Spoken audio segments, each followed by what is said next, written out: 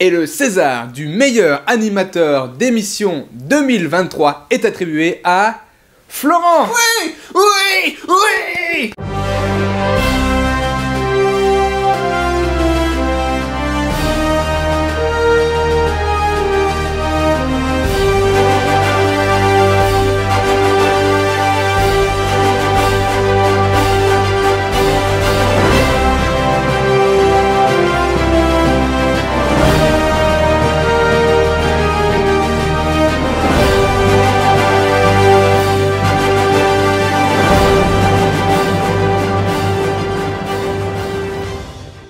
Bonjour à tous, ici le Geekophile, je suis toujours avec Florent. Salut. Et on se trouve cette fois-ci dans une vidéo qui va parler des nominations des Césars. On a fait une vidéo de présentation de tous les films, donc là on va pas représenter les films.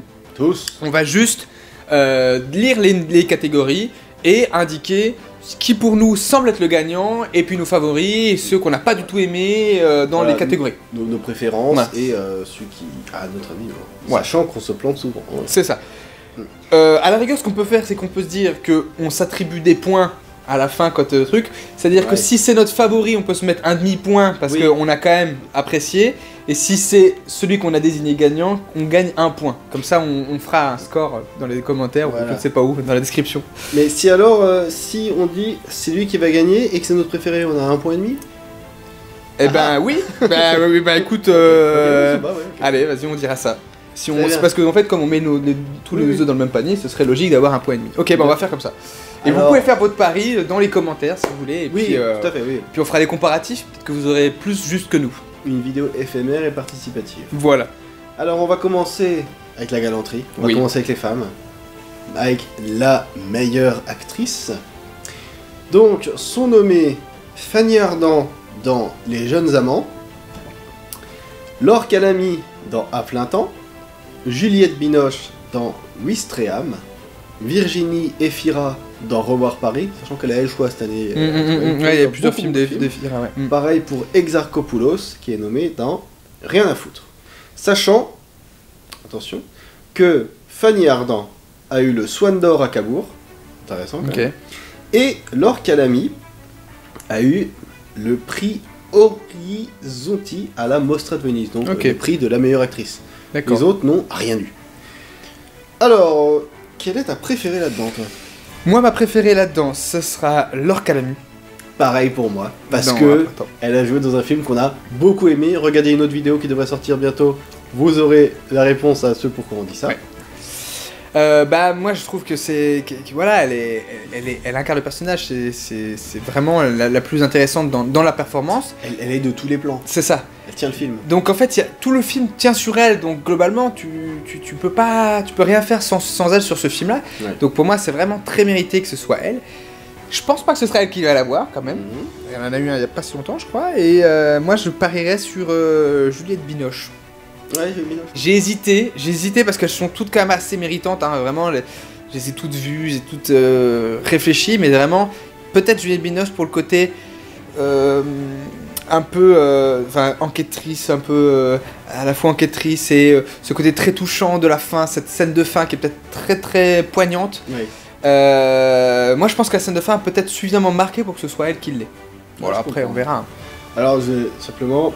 Fanny Ardant, méritante, Juliette Binoche, méritante, Axel Exarchopoulos, pour moi, son rôle dans Les 5 Diables était plus intéressant que... Plus d'investissement meilleur, enfin c'est préféré. Que de rien à foutre, ouais. Et Virginie Efira, je pense que c'est elle qui va gagner, pour une raison un petit peu étrange, parce qu'on fait des fois aussi un peu de stratégie. Bah bien sûr, ouais. Je me dis que toutes les autres actrices de cette sélection ont eu un César, mais Virginie Efira, pas encore. Ouais. Et peut-être que cette année, ils diront, allez, elle a fait 3 films, bon, 2 marquants et un qui était vraiment pas terrible. C'est peut-être l'année où on va dire, allez, c'est bon, donne ton César, c'est gagné. Sachant qu'elle l'avait pas eu dans le Verhoeven en plus, le César. Donc ça serait tout à fait mérité qu'elle l'ait là. Ni dans Adieu les cons. C'est vrai, ni dans Adieu les cons non plus, qui était très très bien. Ouais. Alors, dans meilleure actrice dans un second rôle, donc il y a 5 nominations dans 3 films, vous allez voir pourquoi. Donc on a Judith Shelma dans Le 6e enfant, Linda Coudry et Anaïs Desmoustiers dans Novembre, et on a aussi Anouk Greenberg et Noémie Merlan dans L'Innocent. Alors, ta préférée? Moi, ma préférée, ce sera Judith Chemla. Moi aussi. Le Sixième Enfant. Ah oui. Je trouve le personnage pas le plus intéressant, mais le mieux incarné. Donc c'est la femme enceinte. Ouais, c'est ça. Et il y a un côté très traumatisant dans la manière dans ce qu'elle doit aborder les choses, dans le très touchant et horrible dans ses doutes, dans ses inquiétudes, et je trouve ça vraiment bien joué. Donc pour moi, c'est ma préférée. Finalement, elle est plus intelligente qu'elle n'y paraît. Ouais, c'est ça. Il y a. Elle se dit, mais attends, ils sont pas en train de te foutre de notre gueule. Ouais, il y a une certaine malice, une certaine intelligence qui est. On pourrait peut-être en demander plus, non? Enfin, voilà. Et qui c'est qui va gagner? Moi, je parierais sur Noémie Merlan. Ouais. Parce qu'il y a un côté un peu méta-comédienne dans une des scènes, notamment, où elle se fait passer pour quelqu'un d'autre, enfin, elle joue la comédie, et en fait, cette comédie commence à se répercuter sur sa vie de personnage, donc il y a tout un côté un peu méta de... Quand on est comédien, on a ce côté, on met un peu de soi et tout. Alors je me demande si c'est pas ce côté-là qui a pu inciter à ce que ça plaise particulièrement, et je la trouve assez touchante quand même, donc je pense que ça pourrait être. Ouais. Donc moi je vais pareil en faire un listing. Donc Anouk Greenberg, c'est bien elle qui joue la maman, qui tombe amoureuse de ce malfrat. Voilà. Donc qui est plutôt plaisante, un petit côté un peu déluré. Ouais, je la trouve très bien aussi. Ouais, Noémie Merlan qui a des phrases qui sont un peu surprenantes, genre mais c'est trop bien de faire ça en famille, mais c'est cool ça, et qui s'investit peut-être beaucoup trop par rapport à un truc qui la concerne pas au début. Ouais, c'est vrai. C'est assez vivant, pétillante. Donc Linda Coudry, c'est elle, donc dans Novembre, qui joue la sœur ou une cousine d'un des terroristes. C'est la cousine de la copine, de la copine d'un terroriste, je crois. Mais elle a un lien en gros avec un terroriste. Et donc Anaïs Desmoustiers, c'est elle qui fait de la filature et qui se retrouve face au personnage de Linda Coudry pour lui dire non mais dis-moi où ils sont, ou alors on peut faire une planque, appelle-les et investis-toi dans l'enquête, même si tu peux perdre la vie dans cette histoire. Mais je pense que la gagnante, ça sera Judith Chemla, parce que elle a fait énormément de films récemment et elle a montré de plus en plus son talent. Voilà, c'est... je n'apprécie pas tous les films dans lesquels elle a joué, mais je trouve qu'elle est vraiment lumineuse et avec un jeu très diversifié dans ce film, sachant qu'elle a eu le Valois à Angoulême, c'est la seule de la sélection qui a eu un prix récemment. Des fois, ça peut quand même jouer. Hein. Alors, on va passer au meilleur espoir féminin. On a Rebecca Marder dans Une jeune fille qui va bien. Nadia, le nom, s'il te plaît. Alors, attends. Attention. Teresiewicz. Voilà. Dans Les Amandiers. Désolé. Merci. Mallory Vanek dans Les Pires. Gustagi Malenda dans Saint-Omer. Ouais. Et Marion Barbeau dans Encore. Alors, ta préférée? Ma préférée, ça n'est pas Gusli Malanda dans Saint-Omer. Quoi? Non, ma préférée c'est Rebecca Marder dans Une jeune fille qui va bien. Cette jeune fille qui joue une comédienne, enfin une fille qui rêve de devenir comédienne, qui va malheureusement se voir heurtée à une réalité historique. Je la trouvais assez touchante, assez belle dans sa manière d'interpréter cette comédienne très innocente. Et puis par contre, celle que je vois gagner à mon avis, c'est... Il faut que je redise son nom. Nadia Tereshkiewicz.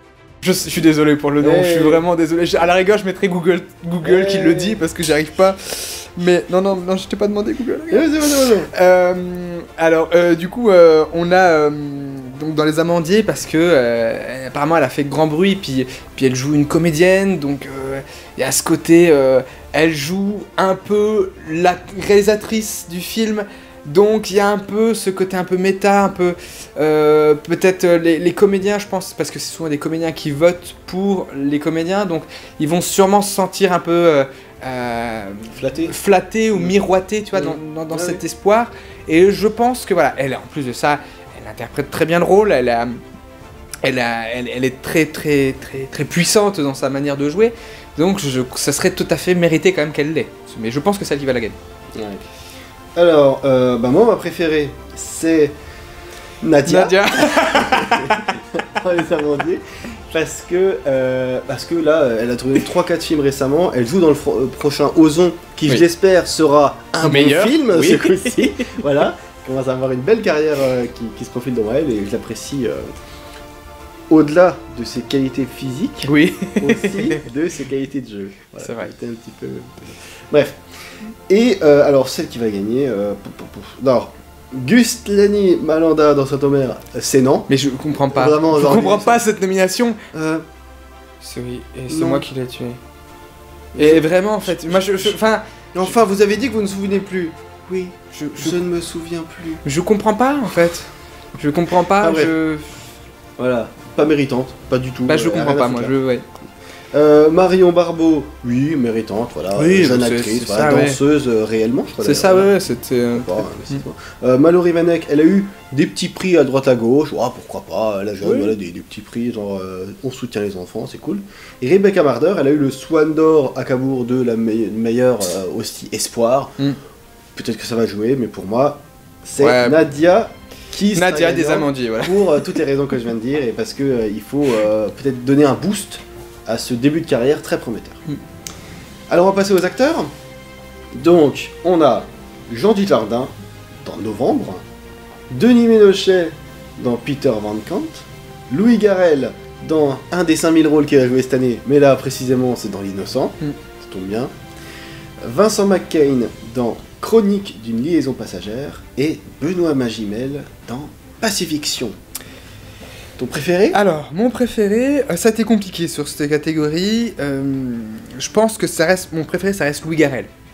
Ouais. Ça reste Louis Garrel, surtout que je pense que, comme de ce que j'ai lu, il le réinterprète, je crois que c'est son frère. Il y a ce côté un peu émotionnel qui est assez intéressant. Je reviens à Noémie Merlan sur la scène justement où il y a ce côté où ils doivent jouer un truc, mais ça va se transformer en révélation entre eux, et je trouve cette scène très touchante, et pour ça j'ai vraiment apprécié la performance de Louis Garrel.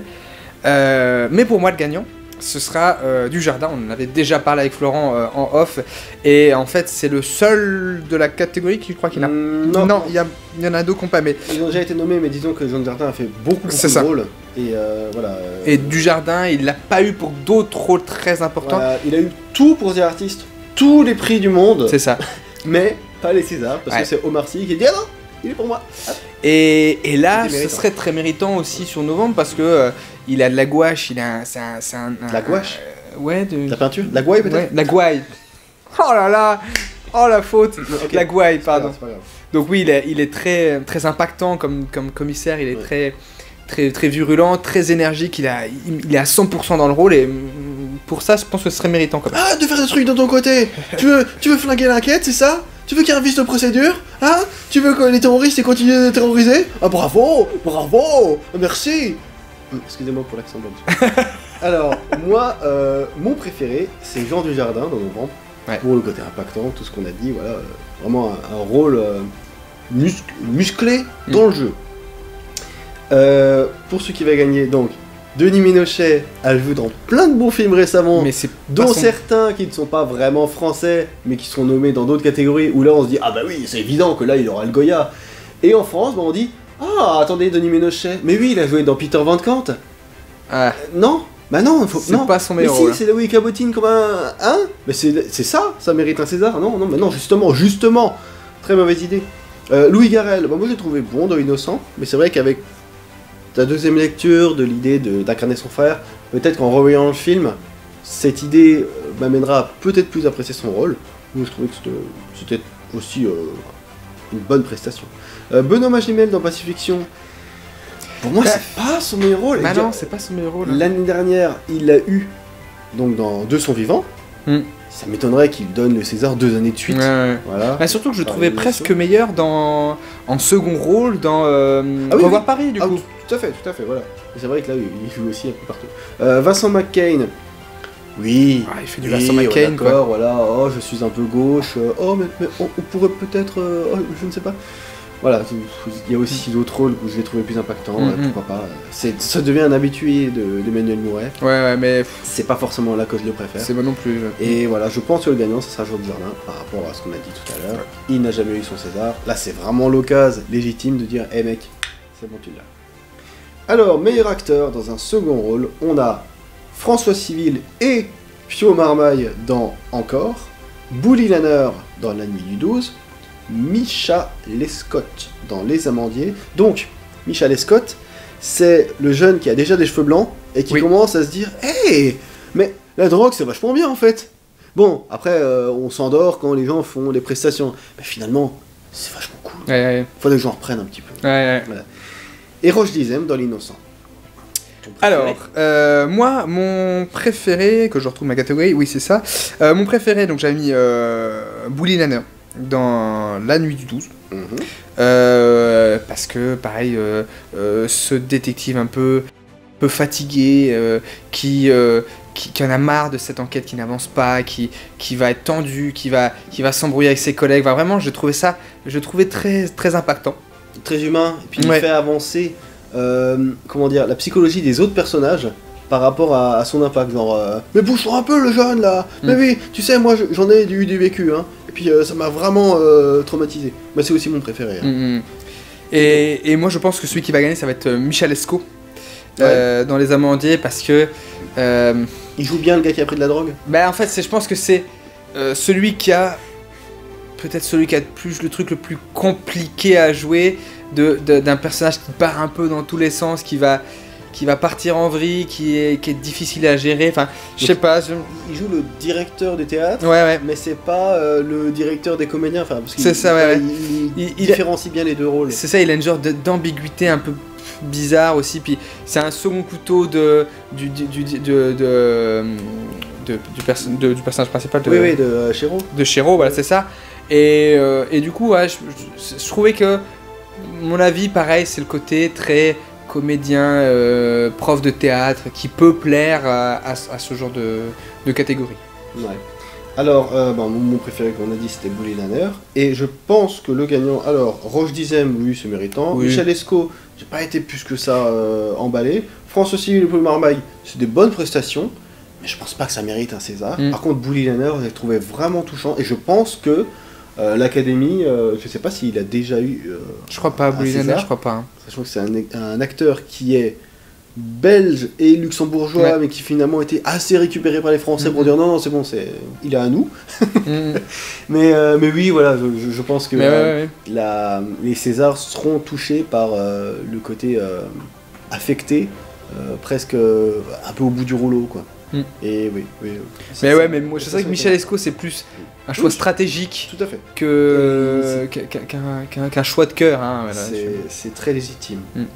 Alors pour meilleur espoir masculin, je vais être vraiment embêté parce que dedans il y a le seul film que je n'ai pas vu des combien de films 37 Des 37 films, ouais. Voilà. Oh mon dieu, je suis. En plus tu m'as conseillé ce film mais tellement. Enfin bref. Donc on a Dimitri Doré pour Bruno Redal. Paul Kircher pour Le Lycéen, donc ce seul film que je n'ai pas vu. Stéphane Crépon pour Peter Van Kant. Alyosha Reinert dans Petite Nature. Et Bastien Bouillon dans La Nuit du 12. Alors juste redire que Stéphane Crépon dans Peter Van Kant, si vous voyez l'affiche qui devrait arriver à peu près ici, on a 4 acteurs. Il y a 5 acteurs en tout dans le film. C'est le 5e. Ouais. C'est en gros le majordome muet, quasiment. Et lui, on se dit, ah oui, là, vraiment, lui, mais il est tellement méritant, c'est à lui qu'il faut donner un César. J'ai pas compris non plus. Alors, ton préféré?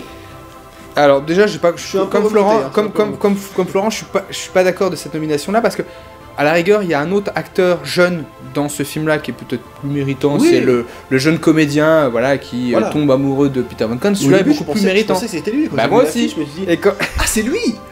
D'accord, ok. Quand je suis allé chercher les têtes, j'ai fait bah non, c'est pas, ils sont plantés. Mais donc voilà, je suis étonné. Bon voilà, il est assez passif en plus comme personnage. Moi, mon préféré, c'est Alyosha Reinert dans Petite Nature. On est d'accord. Bah en fait il est brillant ce jeune acteur. Il est brillant ce jeune acteur et je lui souhaite une très grande carrière parce que c'est vraiment un très bon espoir pour moi, je pense. En fait ayant grandi en Alsace, je peux dire qu'il a un physique total d'Alsacien. Avec les cheveux blonds longs, c'est total alsacien ça. C'est vrai. Bref. Et gagnant, j'hésitais entre lui et Paul Kircher. Pour le lycéen. Alors, pas pour t'embêter parce que tu ne l'as pas vu, mais parce que il y a il y a un côté où il s'implique beaucoup physiquement, on va dire, Paul Kircher. Je vais quand même le donner à Alyosha Reiner, je pense que ce sera lui qui va gagner. Je vais tout mettre mon vote sur le même acteur. Mais j'ai eu un doute quand même sur Paul Kircher. Les autres sont, à part Stéphane Crépon, je comprends pas, sont quand même assez méritants. J'ai un peu de mal avec Dimitri Doré, même si je comprends l'aspect très monotone en fait, puisque c'est quand même un psychopathe, donc il y a le côté très psychopathe qui est pas évident à jouer, et donc il y a une certaine distance qui est prise par rapport aux autres. Soit tu vois une implication vraiment en filigrane, ou soit tu vois un non-jeu. Voilà, c'est ça. C'est ça. C'est le problème, c'est qu'on peut vite pencher d'un côté ou de l'autre. Ouais. Alors, en fait, Paul Kircher, il a eu le prix à Saint-Sébastien du meilleur acteur. Ouais. Et un truc un peu plus douteux, c'est un fils de comédien. Ah. Alors peut-être que la profession adore comme ça la méritocratie à la française. Je sais pas si ça fait aider. Disons que s'il est nommé, pour moi ça sera évident que c'est parce que son père est acteur. Oui, je suis une ordure. Donc Dimitri Doré pour moi c'est méritant. Je n'ai pas vu le lycéen. Paul Sébastien Crépon c'est non. Alyosha Reinhardt il mériterait, mais je pense que le gagnant ça va être Bastien Bouillon. Parce que ça fait quand même des années qu'il fait beaucoup de films, surtout d'arrêt d'essai, encore un qui est sorti très récemment. Et je pense que là, c'est un peu ce qu'on peut appeler une révélation dans La Nuit du 12, parce que son rôle, c'est peut-être celui qui évolue le plus du film. Et oui, je pense que là, ça serait enfin mérité. Sachant que Alyosha Reinhardt, pour moi, ce serait lui qui devrait l'avoir. Mais voilà, je miserais tout sur Bastien Bouillon. Alors, on va passer maintenant au César technique. On va commencer avec la catégorie que tu maîtrises certainement mieux que moi, étant donné que tu es musicien et pas moi. Ouais. On va parler de la meilleure musique. Donc on a À plein temps, musique de Irène Dresel, Coupé, musique d'Alexandre Desplat, L'Innocent, musique de Grégoire Hetzel, La Nuit du 12, musique de Olivier Marguerite, Les Passagers de la Nuit, musique d'Anton Sanko, et Pacifiction, musique de Joe Robinson. Alors, qui est le plus méritant là-dedans? Oui, mais nous sommes d'accord, Florent. Mon favori, c'est parce qu'il faut que tu dises ça. Ah oui, mais bien sûr, c'est ce que je vais dire. Mon favori, c'est À plein temps, évidemment. Oui, évidemment. Mon favori, c'est À plein temps, parce que de toute façon, c'est le film le plus rythmé dans la sélection en fait, des Césars de meilleure musique. C'est le plus rythmé en termes de film, en fait, tout simplement, de montage, etc. Et c'est celui dont la musique colle le plus en fait, au film, et celle qui va t'entraîner dans le film. Participe au montage, voilà, elle participe. Et pour moi, une musique intéressante, c'est une musique qui arrive à apporter quelque chose. Les autres musiques, j'avoue qu'elles ne m'ont pas marqué plus que ça. Pacifiction, j'entends ce qu'ils veulent dire, parce qu'il y a une genre d'ambiance un petit peu étrange, lointaine, etc. Mais ça m'a pas marqué plus que ça. La Nuit du 12, j'avoue que je me rappelle pas. Voilà. L'Innocent et Les Passagers de la Nuit, pour moi, c'est un peu le style plutôt... On utilise plutôt de la musique de l'époque, donc années 80, 60, 90 je crois, je veux pas dire de bêtises. Et donc voilà, c'est plus ce style-là. Et puis Coupé, la musique amène une certaine rythmicité, mais c'est pas ça qui amène le rythme, puisque ce qui amène le rythme, justement, ça va être le fait de l'absence de musique dans certains passages, parce que justement, il n'y a pas de moyens, etc. Donc pour moi, ce serait presque contre-productif de le donner à Desplat sur celui-là. Ouais. Donc je suis plus d'accord de le donner à plein temps, donc c'est mon favori, et pour moi c'est celui qui devrait gagner. Ah, c'est très bien, on va être d'accord. Donc moi mon préféré c'est évidemment À plein temps. D'ailleurs si vous allez dans la sélection musicale, enfin vous tapez sur Google les pistes de À plein temps, c'est des pistes qui durent généralement 2-3 minutes maxi. Le nom des pistes c'est lundi matin, lundi soir, mardi après-midi, jeudi soir. Et en fait c'est juste des séquences pour préciser. Bon, c'est assez étrange. Mais c'est bien amené. Hein. Oui, et une logique conceptuelle. Et il a eu un prix à Pékin qui célèbre les meilleures musiques. Et c'est lui qui a gagné. Donc déjà, ça peut amener un boost. Ouais. Voilà. Coupé, je me souviens pas. L'Innocent, quasiment pas. Nuit du 12 non plus. Passager de la Nuit, vu que ça se passe dans une station de radio qui fait un petit peu de programmation musicale. Ouais, bon, ça serait un petit peu tiré par les cheveux et peut-être un petit peu trop évident. Genre, on parle de musique, donc c'est lui qui gagne, ouais, bon, pourquoi pas. Et Pacifiction, oui, surtout vers la fin, On a un truc un peu sombre, un peu glauque. C'est vraiment bien amené par la musique, donc je trouve c'est peut-être le plus méritant avec à plein temps, mais je pense que c'est à plein temps qu'il va gagner. Alors, une catégorie qui ressemble un petit peu, on a meilleur son avec encore La Nuit du 12, Pacifiction, L'Innocent et Novembre. Ton préféré? Alors moi, mon préféré, ça va être Novembre. Ouais. Parce que c'est un film d'espionnage qui travaille sur l'écoute, qui travaille sur le son justement, parce que comment on place les micros, comment on écoute avec les micros, voilà, la gestion aussi à la fin il y a une scène d'effraction, de porte qui va travailler énormément sur le son, sur la lumière, sur les effets visuels. Donc pour moi c'est lui qui mérite le plus. Après j'ai bien aimé aussi La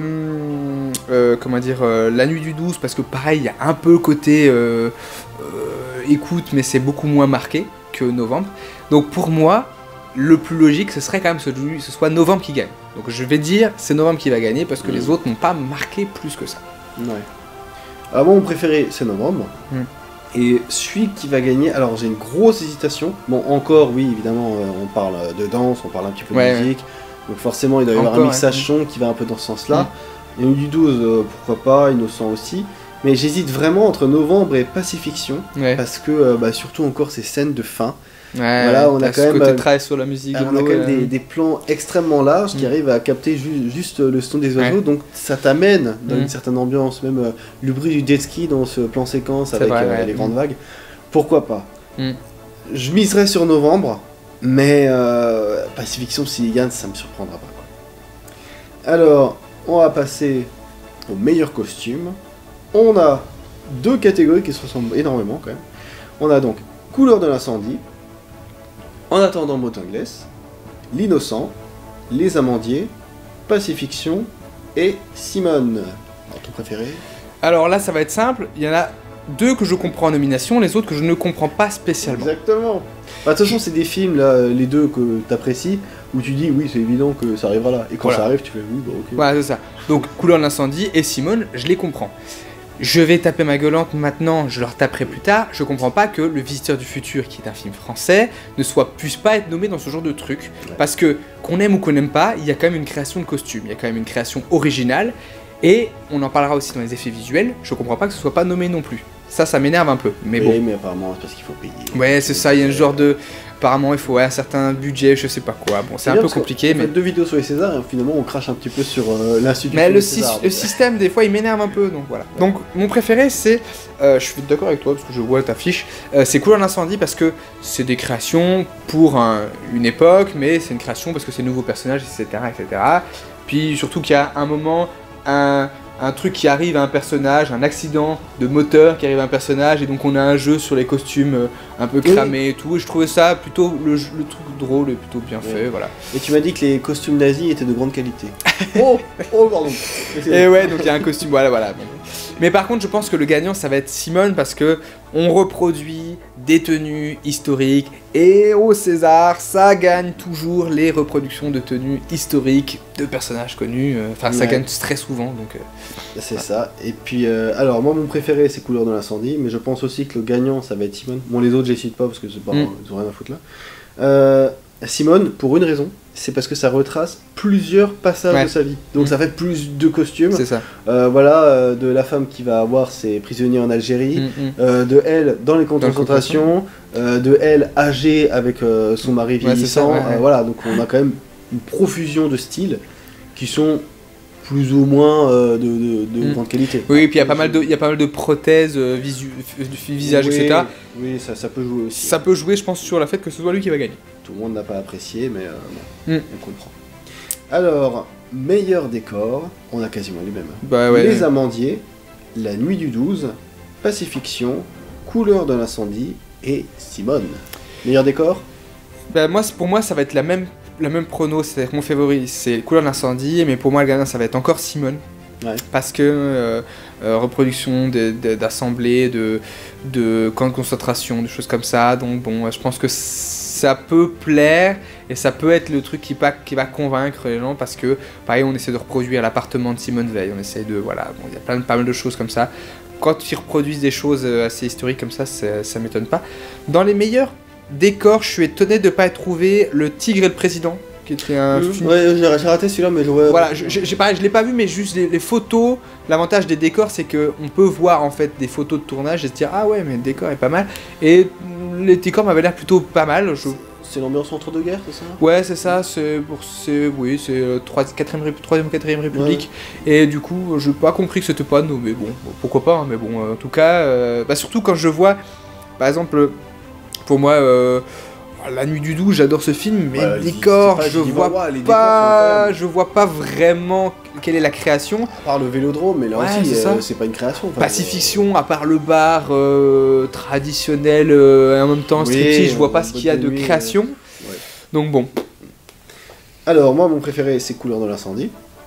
Parce que voilà, on a quand même des décors en Allemagne, en France, dans ces espèces d'entrepôts où ils font le moteur, chez elle, voilà, il y a... Et je pense que le gagnant, ça va être Couleur de l'incendie. Bah, pour tout ce que je viens de dire. Plus que Simone, alors là aussi ça se bataille un petit peu, parce que forcément t'as plusieurs lieux différents. Mais je trouve que les décors de Couleur de l'incendie ont peut-être plus de majesté. Voilà. T'as une espèce de grand manoir au début. Je les trouve plus travaillés. Alors, meilleur effet visuel. On a Les 5 Diables, Novembre, Notre-Dame brûle, Pacifiction, Fumée fait tousser. Alors, juste une question. Que fout Pacifiction ici ? Je me suis posé la même question. En fait, quand je l'ai vu après avoir vu sa nomination, donc je me suis dit, bon, ok, il y aura un moment des effets visuels. Des extraterrestres peut-être. Je les cherche toujours. L'avantage, c'est comme je l'ai regardé en VOD, j'ai re-regardé des extraits en me disant, attends, je suis passé à côté, j'ai revu des scènes en me disant, le coucher de soleil est beau. Le coucher de soleil est trafiqué, du coup. La photographie est belle, on en parlera, mais je vois pas d'effet visuel. Et encore une fois, je vais retaper ma gueule de pourquoi le visiteur du futur n'est pas là. Et même, encore une fois, Couleur de l'incendie, il y a quelques effets visuels qui pourraient être intéressants. On a parlé notamment de ce réacteur à fusion. Voilà. Bah pour moi, c'est plus méritant que Pacifiction, où je ne sais... Alors après, c'est peut-être tellement bien fait que je... Ça se trouve, en fait, ils sont... Ça, les meilleurs effets, c'est ce que tu vois pas. Mais ça se trouve, en fait, ils ont tout tourné en studio vert et aucune plage n'existe. Alors là, par contre, effectivement, c'est très fort. Mais si c'est pas le cas, enfin si je vois pas les effets visuels, je ne sais pas où sont les effets visuels. Alors bon, ton préféré c'est ? Donc mon préféré c'est Notre-Dame brûle, et pour moi le gagnant c'est Notre-Dame brûle parce que on a vraiment l'impression d'être au sein de Notre-Dame, on a vraiment l'impression que en fait j'avais presque l'impression qu'on était dans un documentaire, c'est terrible hein, mais on avait presque l'impression d'être dans un documentaire au sein même de Notre-Dame, avec notamment, on a parlé il y a un moment du métal qui fond, avec ces coulées de plomb qui sont assez terrifiantes, et franchement il y a pas mal d'effets pratiques, mais c'est très très bien fait. Sachant que dans Notre-Dame, il y a quand même des images de documentaires, enfin des images qui ont été retransmises à la télé. Mais dans je parle des images vraiment à l'intérieur de l'église, où vraiment on a des reproductions des décors, par exemple de la forêt de poutres de Notre-Dame, etc., etc. Il y a vraiment des très beaux travaux là-dessus. Je comprends Novembre pour la scène de fin, tout à fait, même si c'est pour moi Notre-Dame qui va gagner. Voilà. Alors moi, Novembre, c'est méritant pour la fusillade, voilà, qui est impressionnante.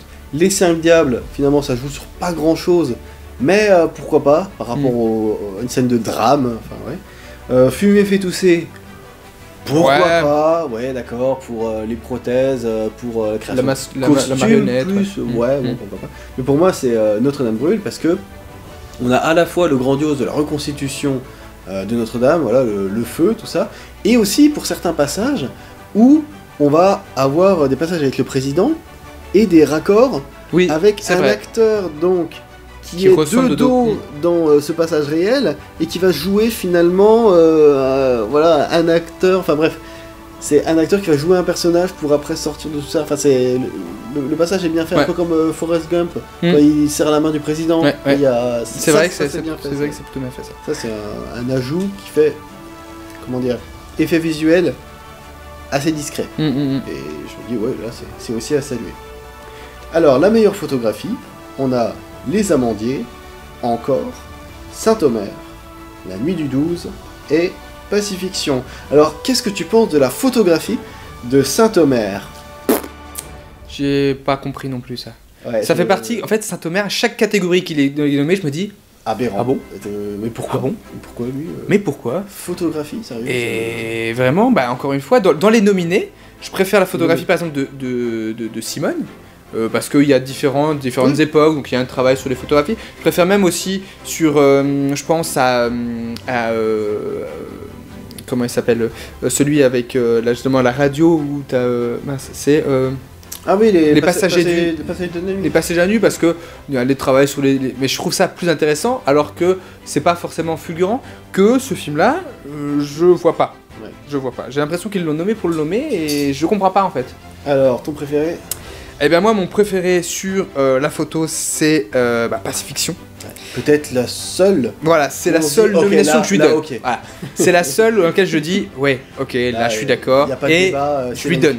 Le coucher de soleil est magnifique. Voilà, pour moi c'est favori et gagnant. Là pour ce coup-là, je suis 100% d'accord. Ça donne envie d'aller en vacances là-bas. Bah oui, bien sûr. Bravo. Et puis les couchers de soleil, la lumière orange, Voilà. avec des couleurs un peu bleu, violette, ça, vraiment oui, ok. Là on est d'accord, la photo c'est ce qu'il y a de mieux travaillé dans ce film. Et le gagnant, ça va être lui? Ah pour moi c'est lui, ouais. Alors moi mon préféré c'est Pacifiction et le gagnant je pense que ça va être Pacifiction. Les Amandiers, je comprends parce que elle a voulu tourner un film qui fait effet Oui. années 80, donc on retrouve un peu le grain tournage pellicule des années 80. C'est vrai. Donc ça joue aussi un petit peu sur la photographie. Oui, c'est soigné disons. La nuit du 12, bon, pourquoi pas, ça va être des scènes de nuit, des scènes un peu bleutées. Ouais, voilà, le côté enquête froide. Encore, oui, voilà, le côté doré quand elle fait ces trucs classiques. Et puis après, on change un petit peu d'univers. Ouais, ok. Le côté scène aussi, avec la lumière de la scène, bon, je sais pas, la scénographie peut-être, ouais.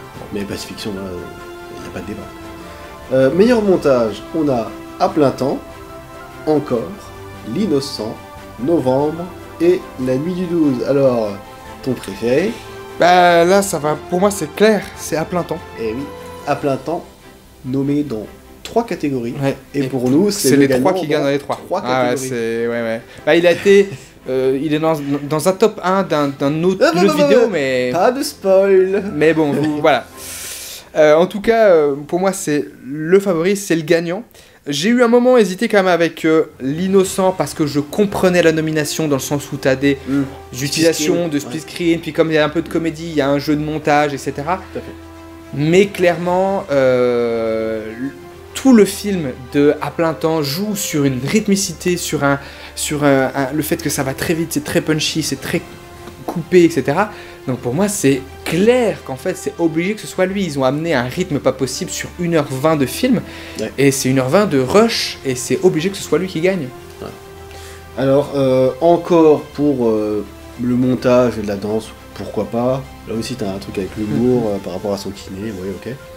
Novembre, oui, parce que t'as, comme on disait, les filatures, suivi, faut amener du rythme, de la tension. La nuit du 12, je trouve pas trop. L'Innocent, pour tout ce que tu viens de dire, et À plein temps, c'est mon préféré, on a vu, c'est le gagnant. Oui. Voilà, pour tout ce que tu viens de dire. Alors, on va passer au scénar.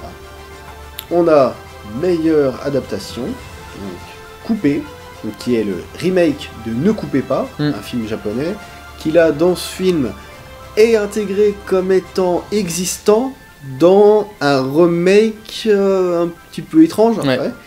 On a La nuit du 12, qui a adapté du bouquin qui s'appelle 18-3, Une année à la PJ, et Enquête sur un État, adapté du livre L'Infiltré, qui lui-même était adapté d'un fait divers. Oui. Okay. Alors, ton préféré? Moi, mon préféré, c'est La nuit du 12. Je trouvais vraiment... c'est vraiment un film très intéressant.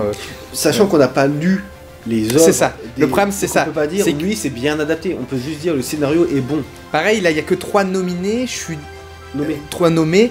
Je suis étonné qu'il n'y ait pas Couleur d'incendie qui était nommé dans d'autres catégories, qui est aussi une adaptation. Adapté d'un bouquin qui a été un best-seller. Et l'auteur a adapté lui-même, a fait le scénario de son film. Alors ça veut pas dire que comme il a fait le scénario de son film, ce sera forcément bien. Mais bon, au moins le nommer pour dire il a adapté son film, son bouquin, ce qui était pour moi, en plus ce que j'ai dit à Florent, j'ai dit j'ai peur d'aller le voir ce film parce que pour moi il est pas adaptable. Et ça a été plutôt bien adapté. Bon. Et là pour le coup j'aurais pu juger de l'adaptation. Mais bon, étonnant. Et par contre pour moi le gagnant ce sera peut-être Coupé. Je sais que Florent lui il est pas du tout... il a pas du tout détesté, mais pour moi c'est pas ton style. Ouais, c'est incohérent, voilà. Mais moi je pense que c'est Coupé parce que c'est du cinéma et puis voilà encore une fois très voilà. Puis Hazanavicius, je sais pas, je pense qu'il est très apprécié et ça peut jouer. Ouais. Ça peut jouer. Moi je suis contre sa nomination, mais s'il gagne ça va choquer quoi. Alors moi mon préféré c'est La Nuit du 12 et vu quand même que c'est un film qui est vraiment plébiscité, je pense qu'ils vont miser sur celui qui a le plus de nominations. Je pense que c'est lui qui va gagner parce que scénario brillant, plébiscité partout, voilà, une enquête qui parle de la PJ en elle-même, d'un truc non résolu, histoire vraie, voilà, ça a amené plein de monde en salle grâce à ce film, principalement pour son scénario et son développement de personnage, voilà, un truc personnel dans l'enquête. Le meilleur scénario original, c'est un petit peu étrange d'ailleurs, on a À plein temps, Les Amandiers, Encore, L'Innocent et Saint-Omer. Alors, juste, scénario original, on a Les Amandiers, qui est finalement quasi une autobiographie de sa réalisatrice. Alors, ça serait pas justement une adaptation de sa vie? Enfin, là je me dis, original. Après, parce qu'il n'y a pas d'œuvre première, alors peut-être, je sais pas. Bref. Alors, ton préféré? Moi, c'est L'Innocent. Quoi? C'est pas À plein temps? Bah, j'ai hésité beaucoup entre les deux, mais mais L'Innocent pour le côté original en fait de l'histoire de comment dire, à la fois cette rédemption et en même temps tous ces retournements de situation, ce côté très punchy, très dynamique et tout. Moi, j'ai trouvé ça vraiment bien amené, bien écrit. Donc voilà, c'est pas qu'en fait je voulais pas mettre À plein temps en favori. C'est vraiment Florent, non mais c'est parce que À plein temps, je veux pas, le scénario est original, mais il est, et c'est normal, il se veut très linéaire parce qu'il faut que ça aille vite. Et là où L'Innocent a, je trouve dans son scénario quelques subtilités que je trouve assez intéressantes. Mais par contre le gagnant, moi je pense que ce sera Les Amandiers. Parce que ça parle de comédiens, et puis parce que ça parle d'école de théâtre, et puis je pense que beaucoup vont s'identifier à que tant les metteurs en scène, que les scénaristes, que vraiment je pense que c'est un truc, c'est très auto-centré, et j'ai peur que ça attire beaucoup de voix. En fait j'ai peur, c'est pas que c'est mauvais, c'est juste que je pense que ça va piquer des voix à des scénarios que je trouve plus intéressants, comme soit À plein temps ou L'Innocent, voilà. Donc je pense que c'est comme lui qui va gagner, Les Amandiers. Alors, moi, mon préféré, c'est évidemment À plein temps, pour des raisons évidentes, justement. Voyez le film, vous comprendrez. Alors, sinon, pour le gagnant, alors, Les Amandiers, moi, le scénario m'a un petit peu saoulé, surtout par rapport au développement de ces personnages, genre, mais non, la drogue... Non, mais on est d'accord, je suis d'accord avec toi, ça m'a confié mais aussi. Enfin, mais chérie, tu fais n'importe quoi. Mais non, c'est bon, fais-moi confiance, tu es en train de m'autodétruire. Et le suicide, c'est pas grave. Et puis le sida, hein, putain, comme c'est amené le sida. Ouais. Oh, mais attends, j'ai aussi couché avec, j'ai peut-être le sida. Ah bah moi aussi. C'est... Waouh, j'ai compris ce que tu essaies de raconter sur cette période. Peut-être que ça casse l'idée, c'était mieux avant. Visiblement, dans cette époque, c'était pas si bien que ça.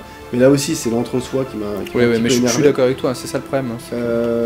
Encore, oui, et voilà.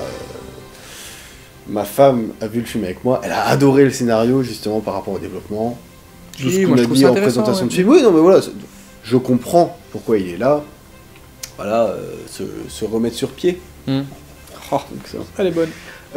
Saint-Omer, ah bah non. Le scénario, genre à la limite, le côté, oh là là, cette histoire qui arrive à cette femme, finalement, ça me parle. Et le mari qui fait, non. Ce n'est pas ton histoire. Bah, quitte à voir un film comme ça de procès, regardez La jeune fille au bracelet, qui est plus intéressant parce qu'on a ce côté intimité, rentrer dans l'intimité des gens, quoi. Mais j'ai pas compris. Bien traité.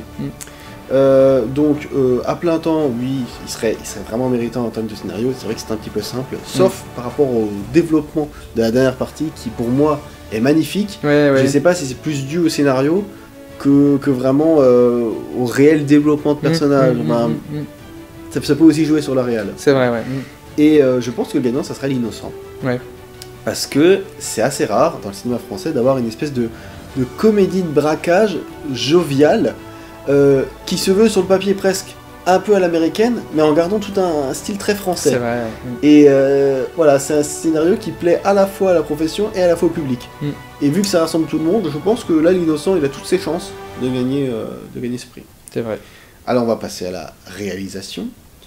Donc, encore, de Cédric Clapiche, La Nuit du 12 de Dominique Moll, Novembre de Cédric Jiménez, L'Innocent de Louis Garrel et Pacifiction d'Albert Serra. Alors ton préféré, enfin ta réalisation préférée. Alors dans la réalisation préférée, pour moi ça va être... j'ai eu beaucoup de mal sur cette catégorie. J'ai finalement tranché dans favori dans L'Innocent. Ton préféré ? Dans le préféré, ouais. Pas dans le gagnant. Dans le préféré sur l'idée de rythme, aussi de direction des comédiens, parce que la réalisation c'est aussi ça, c'est la mise en scène, mais c'est aussi la direction des comédiens, et je trouve le tout assez bien amené. Il arrive à amener un truc très punchy dans la direction d'acteur. Donc pour moi c'est mon préféré sur ce côté-là. Et ça me fait presque chier de l'annoncer, mais pour moi le gagnant ce sera Pacifiction. Et ça me fait chier parce que c'est celui que j'ai le moins apprécié. Mais comme il y a un truc très... à part sur la fin, on va dire, où vraiment j'ai senti une réalisation intéressante, il y a vraiment un côté très onirique, très large, très... Mais je sais pas pourquoi, j'ai pas tant accroché que ça à la réal et pas accroché au film. Mais je pense que ce truc très onirique, ça peut plaire et c'est ça qui peut faire gagner le film, quoi. Ouais, je comprends. Alors moi, mon préféré, c'est Novembre. Pour ce qu'on disait, filature, voilà, tout à fait.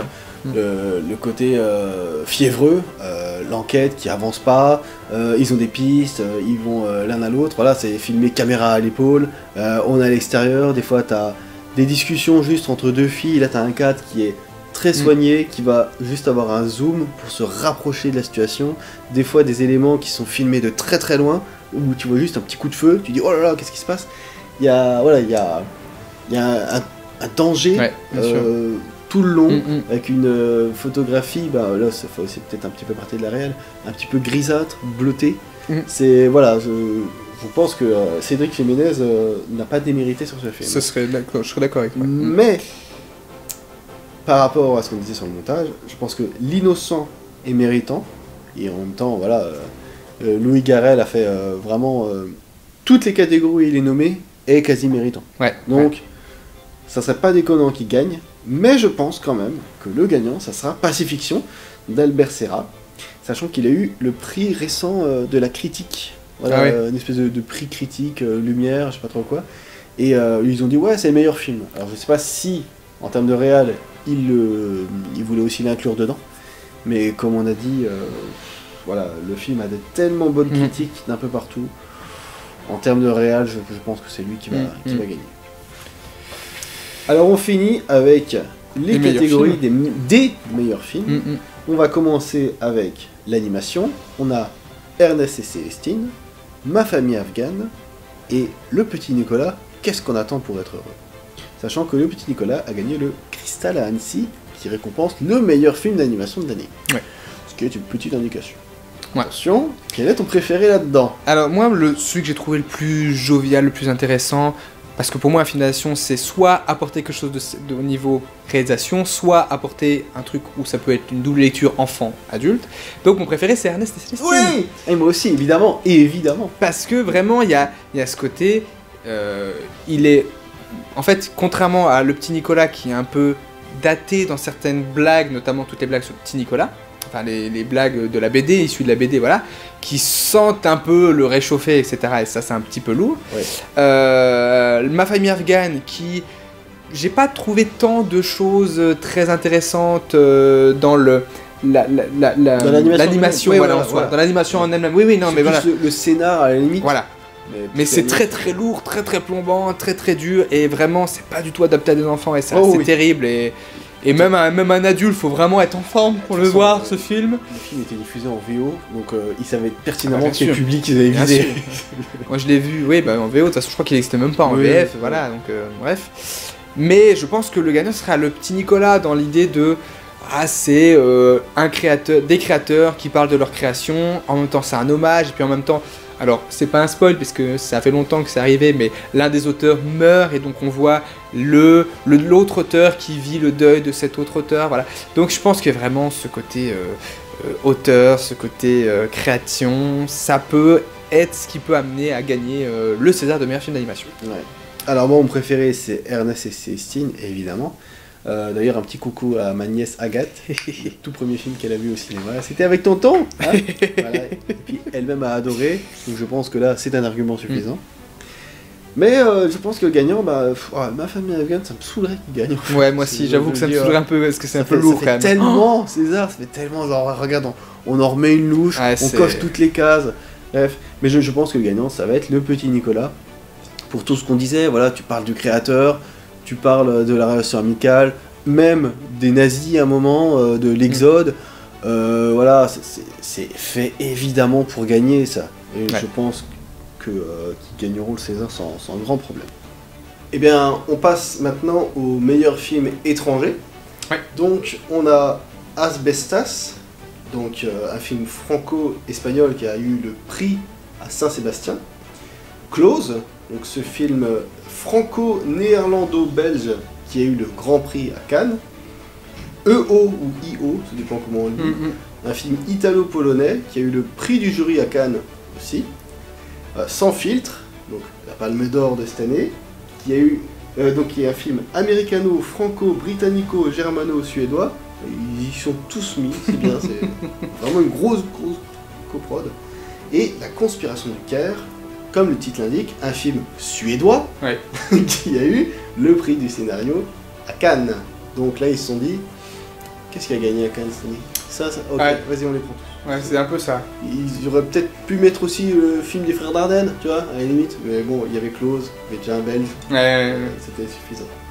Alors, de tout ce que je viens de te dire, c'est quoi ton préféré ? Alors moi, mon préféré, de très large, c'est Asbestas. Qui est Mastrilla, pas possible. Alors, ce que je dis, c'est que je suis embêté avec le film étranger, c'est que c'est celui qui m'emmerde le plus de catégorie, parce que c'est là où j'en manque le plus. Il manque I.O. et La Conspiration du Caire, c'est les deux que j'ai pas vus. Les autres, je les ai vus. Donc, je peux pas trop les juger, ces deux-là. Mais de ceux que j'ai vus, Asbestas, c'est le meilleur. J'ai adoré Sans Fil, j'ai bien aimé Close. Mais Asbestas, pour moi, c'est le favori. Et pour moi, c'est le gagnant. Parce que c'est celui qui est le mieux maîtrisé, cette histoire très tendue, il y a une maîtrise de la tension, une maîtrise à la fois du côté social et très abrupte, très virulent. Moi je trouve ça vraiment bien foutu, donc pour moi c'est celui-là qui doit gagner. Ouais, je te rejoins totalement, mon préféré c'est aussi Asbestas, même si sans filtre, c'est un film que j'ai vraiment adoré. Close, j'ai plutôt bien aimé, il y a une espèce de bascule thématique au milieu. Je trouvais que le film était à peine laborieux sur la fin. I.O. c'est magnifique, et voilà, une espèce de métaphore sur le suivi, sur la condition animale, qui peut être rapprochée avec d'autres métaphores beaucoup plus profondes. La Conspiration du Caire, c'est un bon thriller politique, pas forcément, résonance, tout ça. Et Asbestas, c'est très bien maîtrisé par rapport à son sujet de base, qui est vraiment un thriller à la base. Mais en même temps, t'as un truc sur le racisme, sur la protection de son petit environnement, voilà, parce qu'il y a des espèces de fermiers bio qui arrivent, donc ils sont vus comme des gens un peu bobos, qui les prennent de haut, alors que eux, t'as fait des études, pas de haut. Et voilà, t'as une maîtrise visuelle de ouf, et là aussi t'as une espèce de bascule, un peu comme dans Close, mais la bascule, pour moi, elle est vraiment maîtrisée, parce qu'elle amène à quelque chose de vraiment nouveau. On ne révélera pas évidemment, mais voilà, pour moi c'est grandiose. C'est pareil. Alors on passe au meilleur premier film. On a Falcon Lake, qui a eu comme 5 petits prix. Les Pires, qui a eu le Grand Prix et le prix Un certain regard à Cannes. Saint-Omer qui a eu 2 prix à la Mostra de Venise, Le Sixième Enfant qui a eu 4 prix à Angoulême, c'est vraiment le gros gagnant d'Angoulême, et Bruno Redal qui a eu le prix du syndicat critique. Alors, ton préféré? Alors moi, mon préféré, c'est Le Sixième Enfant. Pour moi, c'est le plus intéressant. Alors, j'ai pas vu... Pareil, j'ai mon souci, c'est que j'ai pas vu Falcon Lake. Mais au niveau de ce que j'ai vu, c'est le plus intéressant. Les pires, je trouve ça peut-être un petit peu trop excessif sur certains points. Saint-Omer, j'ai vraiment pas trouvé ça intéressant. Et puis Bruno Reidal, c'est un film très beau, très intéressant. Mais c'est un peu longuet pour certains aspects. Que Le Sixième Enfant, je trouve qu'il est au niveau scénario, au niveau réal, au niveau des acteurs, je trouve que tout est très bien fait. Pour un premier film, c'est vraiment très convaincant et j'ai vraiment envie de voir la suite du réel. Alors, on a quand même beaucoup tapé sur Saint-Omer, mais à ton avis, qui va être le gagnant là-dedans? Mais à mon avis, ça m'énerve, ça sera de Saint-Omer. Et ce qui m'énerve encore plus, c'est que c'est techniquement pas le premier film d'Alice Diop. Elle a déjà fait un moyen métrage de 40 minutes, donc ok, ça compte pas. Et elle a fait surtout un film d'1h20, je sais plus le nom, mais à la rigueur, si je me souviens le nom, je le remettrai là en dessous. Et je comprends pas pourquoi elle est nommée en premier film. Et donc le fait qu'elle ait gagné qu'elle ait déjà fait un film et que ce soit nommé premier film, je suis sûr que c'est pour pas la mettre en meilleur film, et c'est à elle qu'ils vont la donner, parce que ça a failli être nommé aux Oscars, parce que ça a été nommé dans beaucoup de trucs.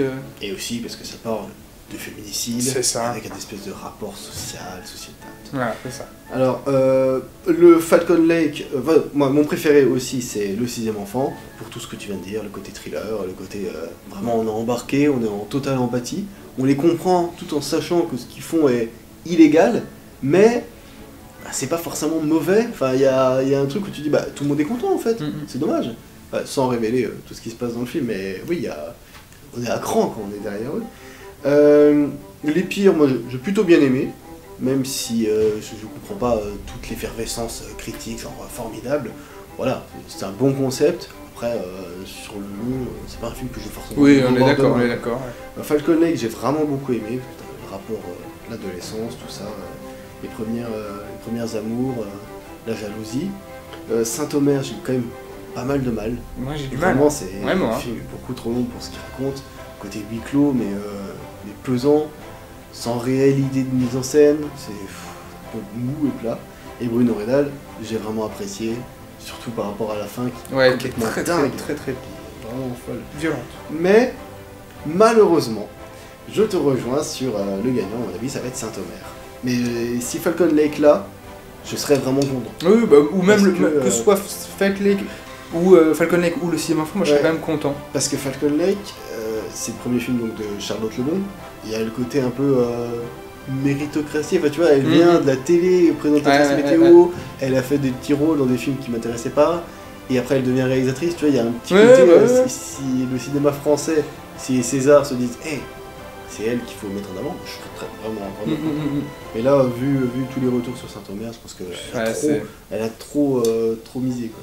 Faut quand même rappeler un truc, c'est que c'est la profession qui vote pour chaque catégorie, et tu peux très bien avoir un musicien ou un gars qui s'occupe du son qui va voter pour la catégorie meilleur film. Alors peut-être qu'il va simplement se dire, bon, lesquels j'ai vu là-dedans, celui-là il a eu plein de prix, il va aller dans le sens du vent. Donc il y a un côté un petit peu, comment dire, on se ressent sur 2-3 films seulement. Mais c'est ça qui est terrible.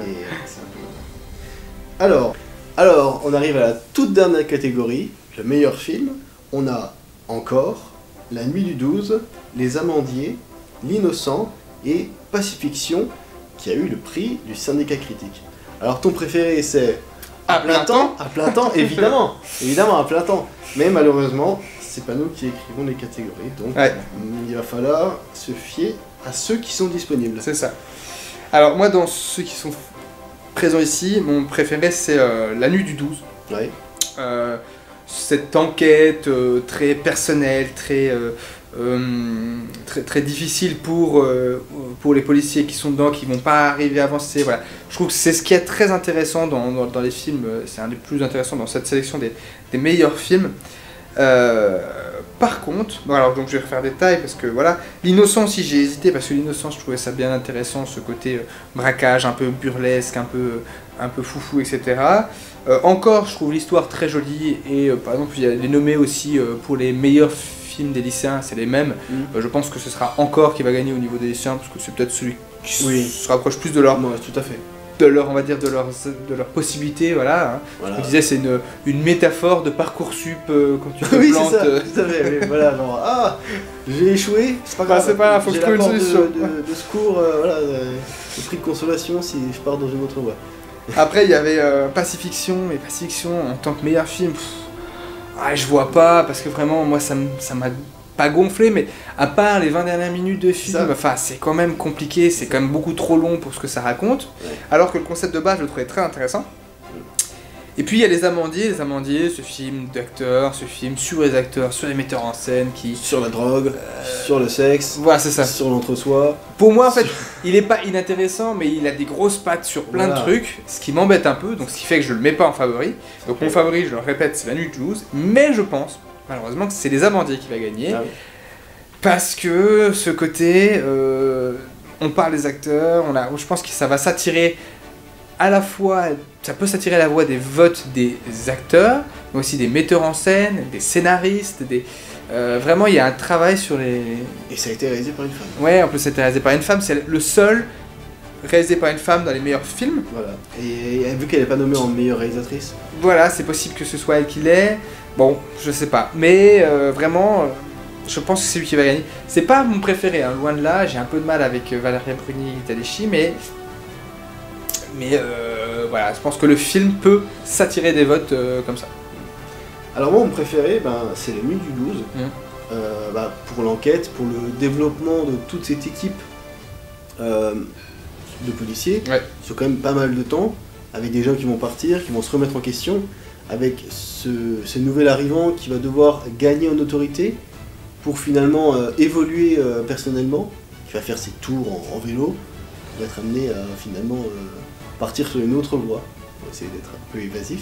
Mais c'est surtout un film qui parle de féminisme, et en fait, toutes les personnes qui vont accuser ou qui vont être des potentiels suspects, on se rend compte qu'ils auraient pu être les tueurs. Donc si tu prends un petit peu de recul par rapport au film, tu te rends compte que c'est un film sur le féminicide. Et sur c'est quoi le machisme. Et c'est quoi avoir un comportement dangereux ou malsain par rapport aux femmes. Alors, il y a certaines phrases dans le film, surtout celles où les flics sont en planque, un moment dans une camionnette, où tu as des phrases qui sont trop rentre dedans, justement, où tu as une femme qui va dire « Ouais, mais de toute façon, les hommes, vous êtes tous les mêmes ». Et je me suis dit, ouais, bon d'accord, là c'était un petit peu trop lourd, mais oui, de ce qui est proposé, c'est certainement le plus intéressant. Et encore une fois, Dominique Moll, c'est quand même un très bon réal français qu'on apprécie. L'innocent, moi j'ai bien aimé, oui, c'est sympa, voilà, c'est un petit film de braquage. Oui, voilà. Comme tu disais, il y a une portée qui est certainement plus intime, si on sait que c'est par rapport à son frère, tout ça.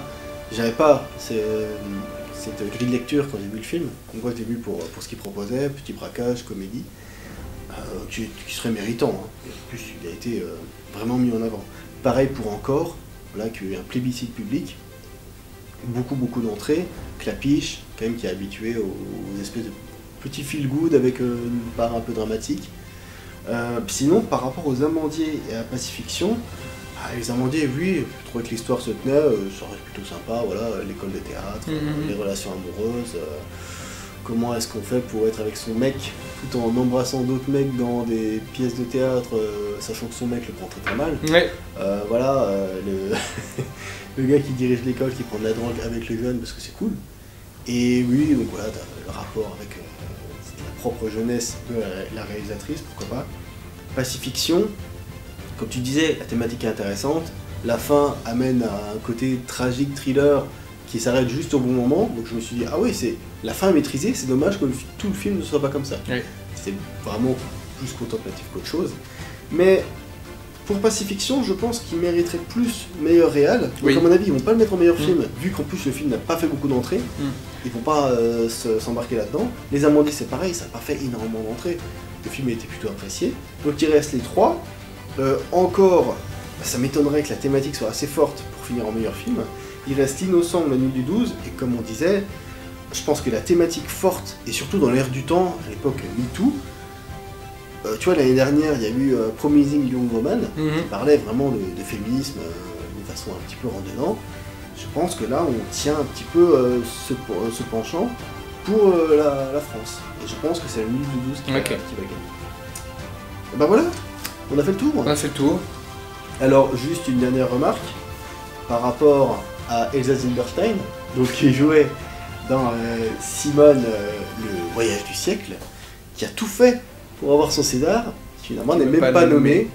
Voilà, la pauvre petite qui se fait quand même voler la vedette par Rebecca Mader dans son propre film. C'est quand même tragique. Voilà, et ben peut-être l'an prochain, on l'aura enfin, la pauvre. Et ben voilà. Oui. Il lui restait quelque chose? Bah écoutez, non, on va pas parler des courts-métrages, pas des documentaires. Les courts-métrages, j'en ai vu un certain nombre. C'était pas forcément évident. Big up à Antoine, puisqu'on a vu certains ensemble, notamment un truc qui s'appelle La vie sexuelle de mamie. Et oui, ça peut être aussi difficile à regarder que vous l'imaginez. Ouais. Donc voilà. J'imagine des trucs un peu chelous dans ma tête. Oui, bah, c'est un film d'animation, hein. Ça te rajoute un côté un peu bizarre à imaginer, et c'est encore pire que ce que tu ne peux imaginer. Voilà, et dans la présentation des films, je parlais rapidement des documentaires, donc encore une fois, Go, documentaire Le Chêne, qui est vraiment magnifique, et j'espère qu'il va gagner. Tout ça. Voilà, c'est tout pour nous. On se retrouvera pour les Oscars.